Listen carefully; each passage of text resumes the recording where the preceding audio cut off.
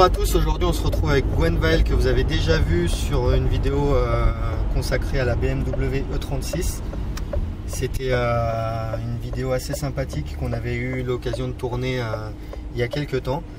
En même temps ça faisait un bon bout de temps en fait qu'on n'avait pas fait de vidéo ni ensemble ni moi tout seul. Du coup, on a décidé de parler un peu de la Clio puisqu'on a été tous les deux possesseurs de Clio. On a décidé de faire un petit sujet sur la Clio, un petit micro débat concernant la Clio 5 qui vient d'être annoncée.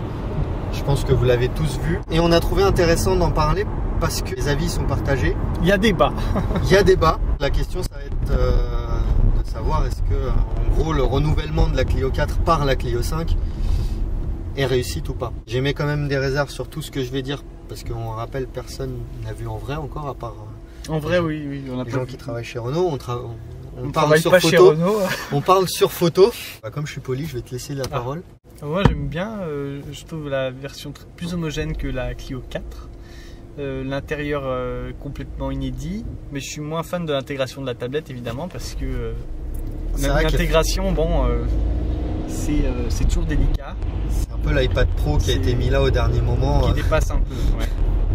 Qui n'était pas prévu dans le dessin. Mais j'aime bien les harmonies, les teintes de couleurs et ouais, il y a une homogénéité aussi à l'intérieur. Et je trouve qu'il y a, de manière générale, le visuel rend mieux que sur la Clio 4, pour ma part. Après, elle est moins tranchée aussi, en termes de style. Alors que c'est une évolution en douceur. Moi, je trouve que côté extérieur, vous avez crié au scandale, peut-être, c'est possible, mais pour moi, l'extérieur, en fait, ça s'apparente quand même à une Clio 4 phase 3, en fait. C'est plus une évolution qu'une révolution. On n'a pas l'habitude de ça chez Renault. Ah non, on a l'habitude, c'est toujours des trucs bien tranchés. On se met à le faire en France, alors qu'on le reproche aux Allemands. Ça, je trouve ça dommage. Après, c'est réussi, l'exercice est bien fait. Ils ont quand même, je pense quand on les verra dans la rue, on dira ah oui, c'est la Clio 5 et finalement elle change plus que prévu. Ça j'en suis convaincu. Moi, je suis davantage fan de l'arrière que de la précédente là. Je mets pas les feux. Là où je suis vraiment, où je trouve vraiment l'exercice un peu réalisé de manière un peu bizarre, c'est que d'un côté, on nous a fait une légère évolution sur l'extérieur et on nous a fait une révolution à l'intérieur. Et du coup, Renault, on les attendait sur la qualité, c'est sûr. On les attendait parce que la Clio 4, tout le monde disait que c'était les plastiques bas de gamme, que c'était un peu triste, etc. Donc les assemblages peut-être aussi. Les assemblages. Moi, je connais pas trop la Clio 4 donc. Moi, je l'ai possédé la Clio 4 pendant plus d'1 an et c'est vrai qu'il y avait des progrès à faire. Mais on va dire au niveau du design, ça allait quoi. C'était pas le truc de fou, mais ça allait. Moi, je préférais le design de la Clio 3 justement. Parce que moi, j'avais la Clio 3, on l'a toujours d'ailleurs, hein. La Clio 3 initiale 3 portes phase 1 et l'intérieur je trouve super bien. Moi je trouve super bien fini pour une Clio et les assemblages aussi. Alors moi je trouvais la Clio 3 comme tu le dis mieux finie que la Clio 4, ça c'est un fait. La seule chose c'est que pour moi c'était soit il fallait plus faire évoluer l'extérieur pour avoir le même décalage à l'extérieur qu'on a à l'intérieur, soit de moins faire évoluer l'intérieur pour pas créer ce décalage, parce que du coup encore ce matin en préparant un peu en me préparant à dire savoir ce que j'allais dire ou pas, j'ai repensé en fait, je sais pas si ça te sauterait à l'esprit toi, mais moi j'ai pensé à la Mini. Oui. La Mini, tu as un dessin qui évolue depuis plus de 10 ans, ça reste le même à l'extérieur, ça reste le même à l'intérieur. Pour autant, tu prends les premières Mini de la BMW et une Mini 2019, tu t'aperçois bien du changement et ça reste dans le même esprit. Voilà, oui, alors que là, on t'aurait montré il y a quelques jours. Il y a 20 ans une Clio 2 et aujourd'hui une Clio 5. Et surtout, on t'aurait montré l'intérieur d'une Clio 5 sans le logo Renault. Oui, tu à aucun moment, tu dis que c'est une Renault. Ouais. Et à aucun moment, tu dis que c'est une Clio. C'est bien justement. Alors que l'extérieur, non, tu dis oui, c'est une Clio. Elle est mais en même temps, moi je trouve que maintenant la Clio commence à s'approcher d'une Mégane. Une Mégane commence à s'approcher d'une. Enfin, je trouve que les Clio s'épaississent de plus en plus. Oui, non. Ce qui n'est pas forcément une mauvaise chose, mais des fois ça a du mal à cadrer les catégories. Parce que les Clio ont toujours été. Elles ont toujours eu les qualités de la En fait, moi, tu m'as souvent entendu d'ailleurs reprocher à Renault, et tous ceux qui me connaissent savent que j'ai souvent reproché à Renault et d'ailleurs à toutes les marques françaises d'avoir toujours une trop grosse rupture quand ils renouvellent la gamme. De manière à démoder l'ancien modèle. Et voilà, ça démode trop l'ancien. Donc là, sur l'extérieur, du coup, on ne retrouve pas ça sur la Clio 5. Sur l'extérieur, la Clio 4 va rester dans le coup encore un certain temps. Mais du coup, l'intérieur met une frappe à l'ancien. Et en fait, j'aurais trouvé qu'ils auraient pu améliorer les assemblages de la Clio 4, faire évoluer le design de la Clio 4, changer la tablette de la Clio 4, intégrer l'écran comme ils l'ont fait à la place de l'écran qui était sur la Clio 4.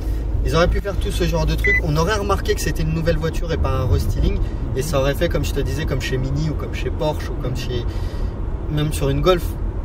Mais alors, du coup, est-ce que pour toi, ça aurait été mieux de faire un gros restylage comme fait très bien Golf ou carrément changer complètement de modèle et démoder l'ancien? Du coup, qu'est-ce que... Ben, pour moi, ils ont voulu faire les deux à la fois. C'est ça qui est bizarre. C'est que pour moi, les deux solutions auraient été bonnes. Et pour une Clio qui se vend bien comme la Clio 4... Bah, on en voit partout, là. Depuis tout à l'heure, je vois que des Clio. et puis surtout, je pense qu'ils ont eu raison. C'était pas facile de démoder ce style... Pas de démoder, mais... Non, puis on voit que ça marche chez les autres, alors...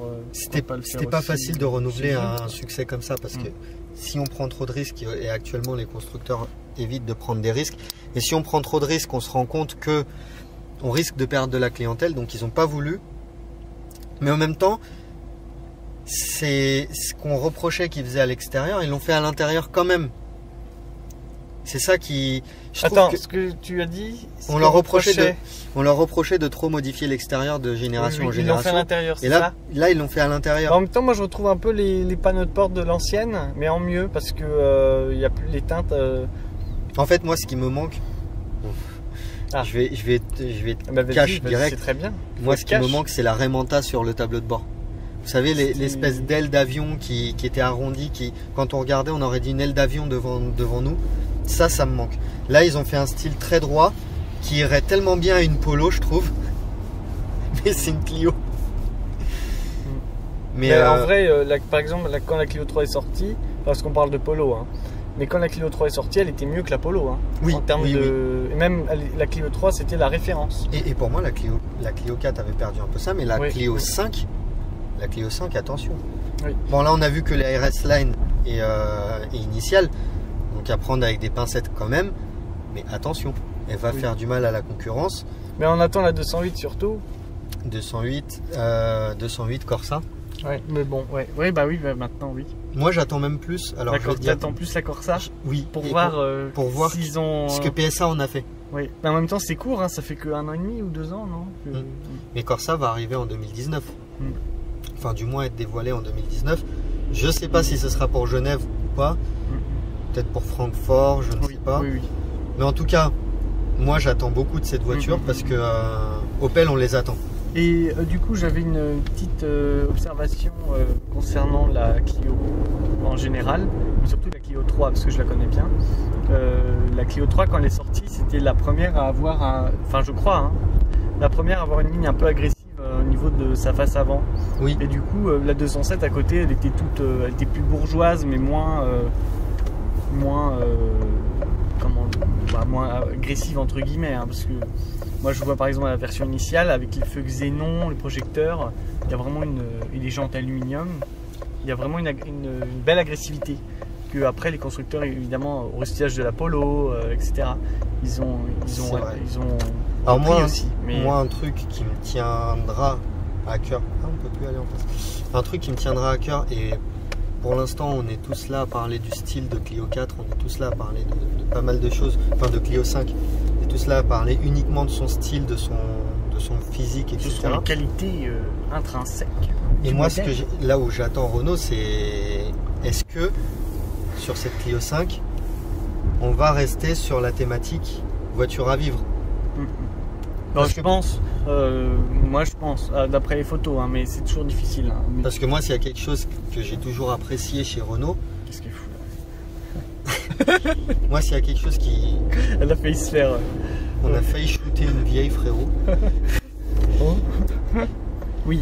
Moi, pour Renault, j'ai toujours trouvé que la force de cette marque, c'était... C'est la Clio. Ah oui, la Clio. Non, mais c'est ça, la Clio et la Twingo. Elle a tout d'une grande. Ouais, oui, mais c'est ça, mais on disait ça déjà avec la Clio 3. Donc, mais pour moi, je trouve que Renault, c'est une voiture, sur cette gamme-là du moins, parce qu'après sur les berlines et tout ça, on peut leur reprocher ce qu'on leur reproche, c'est un autre débat. Mais sur les gammes Clio, Twingo, ils sont imbattables.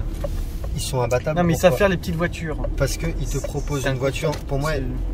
Vas-y. Parce que vous le savez pas, mais on a visité quelques concessions avant de faire la vidéo. Et les Allemands ne savent pas trop faire des petites voitures. et ce que, je sais pas si tu as remarqué, quand je monte dans une voiture que je connais pas, mon premier réflexe, avant même de... Parce que c'est en statique, donc on peut pas les prendre, aller rouler avec, etc. Et donc pour moi, le premier réflexe, c'est vraiment où est-ce que je pose mes clés, où est-ce que je pose mon téléphone, comment je m'organise dans la voiture avant même de partir. Et tous ces côtés-là pratiques, j'attends Renault sur ce segment-là, parce que, enfin, sur ce point-là, parce que Renault ont toujours été bons. Moi, je me rappelle quand je possédais la Clio 4, j'avais toujours mon petit vide-poche, mon truc, je savais où tout était à sa place, j'avais les pièces des rangements partout, des grands rangements en plus. Je voulais enlever mes lunettes, paf, il y a une place et tout. Donc c'est vraiment sur tous ces petits aspects pratiques où j'espère que Renault va pas se germaniser. Oui. Et c'est aussi tous ces petits aspects pratiques qui font que, malgré que j'adore la classe A, que j'adore certaines BMW, que je suis fan de Mercedes, ça tout le monde le sait, mais aujourd'hui, pour un daily driver, pour moi, il n'y a que les Français qui font des voitures. Parce qu'il y a tu trouves? Moi, je suis pas d'accord. Moi, pour une voiture utilisable au quotidien, pour aller métro, boulot, dodo, enfin pas métro, mais voiture, boulot, dodo, oui, non, mais je peux... pour moi, il n'y a que les Français qui savent faire ça, parce que, comme je te disais, tu as le vide-poche, tu as le truc, oui, tu as tout qui tombe sous la main. Oui, au niveau de la philosophie, les voitures à vivre, quoi. Tu te poses pas la question comment elle se prend en main. Comme tu disais, tu es monté dans la Sandero, qui n'est pas une voiture folichonne, hein, on va pas se mentir. Mais tout de suite, c'est une prise en main facile, t'as pas besoin de sortir de Saint-Cyr pour prendre en main une Renault, quoi. Oui, c'est ça. Ouais. Mais après, tu vois, moi je suis pas d'accord parce que je vois par exemple des BMW, enfin moi mais les anciennes par exemple, enfin après c'est les anciennes, hein. Les récentes j'en ai quasiment pas conduit beaucoup. C'est pareil, je les conduis, hop, je suis senti à la maison, je l'ai tout de suite eu en main et tout. Et je me suis senti comme à la maison, quoi. Ouais, après, tu vois, les Mercedes, par exemple, les intérieurs, ils sont très avenants. Enfin, les anciennes. Hein. Moi, je suis moins... Moi, tu vois, attention maintenant... lui. Après, mon avis commence à se mitiger un peu parce que, comme on a pu voir tout à l'heure, par exemple, la nouvelle classe A, qui a beaucoup évolué sur ce terrain-là, je trouve que, justement, il commence à prendre un peu ce côté daily driver en compte. Mais... ils n'avaient pas avant, tu montais dans une classe C, ton téléphone, tu devais le garder dans la poche, même s'il te gênait, parce que de toute façon, tu n'avais nulle part où le mettre. Ton trousseau de clés ou ne serait-ce que ton badge de parking, tu devais te débrouiller tout seul, parce que la voiture t'offrait pas cet endroit pour le ranger. Et moi, le Mal 36 m'offre tous ces endroits. Et en plus, à la taille de l'appareil. Genre mon téléphone rentre à l'endroit où... Enfin j'ai trouvé l'endroit mais... Enfin il y a des trucs... Mais après c'est des astuces de marque. Hein. Par exemple tu montais dans un Scénic par rapport aux classes B que mon père a eu aussi. Oui. Dans le Scénic tu avais le grand rangement où tu pouvais mettre une bouteille de presque 1 litre. Oui, mais là d'ailleurs on revient à ce qu'on disait tout à l'heure, mais Clio, Twingo, Scénic en gros. Oui, parce que monospace, les Allemands ils ont essayé. Mais ils sont, à part le classe R... Le classe B est pas moche et tout ça, mais... il est super fiable, hein, le classe B. Hein. Alors le classe B c'est une très bonne voiture. Voiture. C'est une très bonne classe A plus grosse. Et elle a plein de qualités. Pour moi le seul problème c'est que elle convient pas tellement à l'usage d'un père de... Ou alors c'est un père de famille où les enfants ont déjà 14-15 ans, tu vois. Oui. Mais elle n'est pas adaptée au transport de marmaille. Mais encore tu prendrais une classe E quoi. Après, faut avoir les moyens. 14-15 ans. Ouais, mais d'occasion sinon. Jeune occasion. Mais pour l'instant, ouais, pour moi, il me manque le côté transport de marmaille chez les Allemands. Oui, c'est ça. Alors, on va s'aventurer en mode neige. Oui, mais ça me refait penser, nous on avait une classe E, mes soeurs étaient tout le temps malades dedans. Donc, ça, c'était comme les Citroën. Ouais, c'était trop souple. Et puis il y a un sentiment d'enfermement en même temps. Pourtant, il y a la lumière qui rentrait et tout. Moi, je suis très sensible quand je rentre dans une voiture, c'est la lumière. Oui, tu vois pourquoi j'ai pris un intérieur clair sur la mienne. Ce qui est très bien.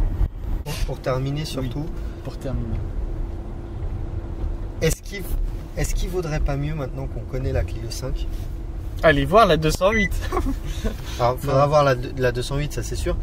Mais du coup, je me demande, est-ce que quelqu'un qui a une Clio 4, est-ce que ça vaut le coup de switcher à la Clio 5? C'est ça la grande question.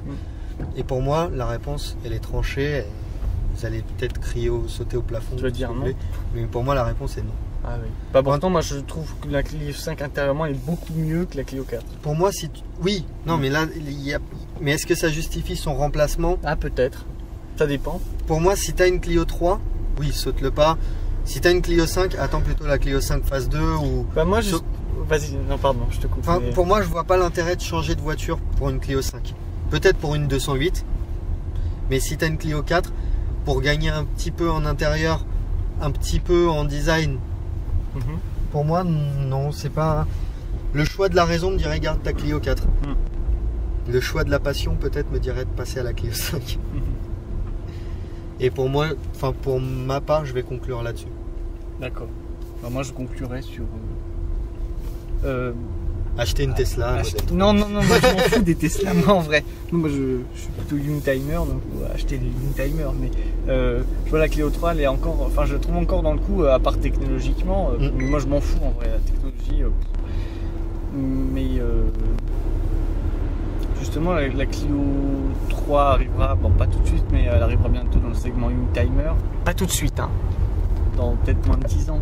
Mais disons que toi, un proprio de Clio 4 qui te dirait j'hésite, est-ce que tu lui dirais garde ta Clio 4 ou est-ce que tu lui dirais switch sur la Ah, moi je lui dirais de switcher parce que j'aime pas l'arrière de la Clio 4, j'aime pas l'intérieur de la Clio 4, mais j'aime beaucoup l'avant et l'aile arrière là. Ça j'aime beaucoup, qu'ils ont gardé d'ailleurs, ce qui est une très bonne idée parce que. Alors avant de conclure, il y a un petit détail que j'ai pas réussi à bien voir sur les photos parce que vous savez, c'est des photos de présentation, etc. C'est au niveau de, vous savez, la poignée de porte arrière. Je vous mettrai une photo de la Clio 4 au montage. Mais tiens, d'ailleurs, là, j'en ai une pour illustrer. Tu vois, au niveau de la poignée de porte arrière, oui. on voit qu'il y a une petite custode derrière la poignée de porte.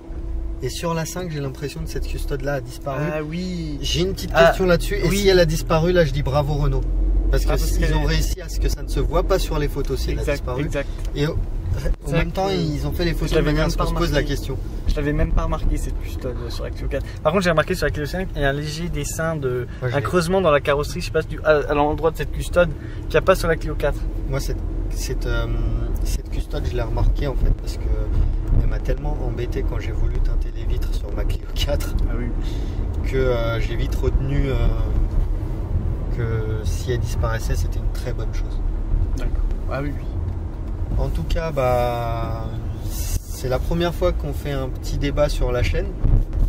Donc je ne sais pas du tout si ça va vous plaire ou pas.